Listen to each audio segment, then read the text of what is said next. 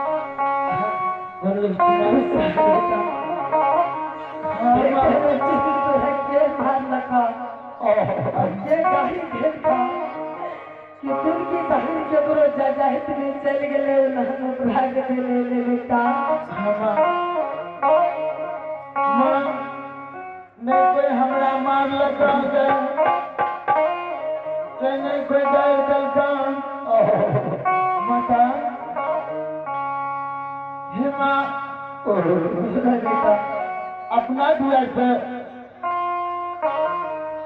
दूरमूर्ति ब्राह्मण देवता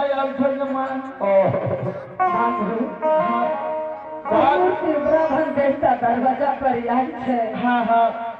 तो बस आवाज से व्यक्ति सुरजागर बाजार से जाता अगर धर्मराज बाबा के कहबर में कुकुर मिला चल देता बेटा सुन नहीं तो हमार झूठा भाजता बेटा धर्मराज बाबा के वो करवाई तोहर पिताजी के भेजला महावीर जी के धारा पर काग पक्षी बैठ जते बेटा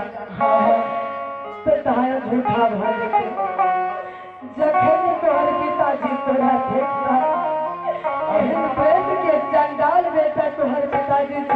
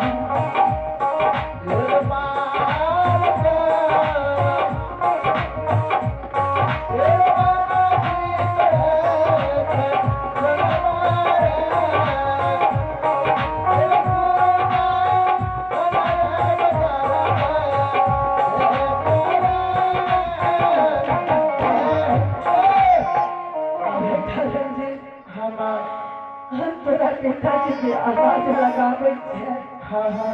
तब तू हमरा हाथ में छट सकेगा ठीक है माँ तू आवाज लगाओ हम तोरा आगे में सुने है ये चला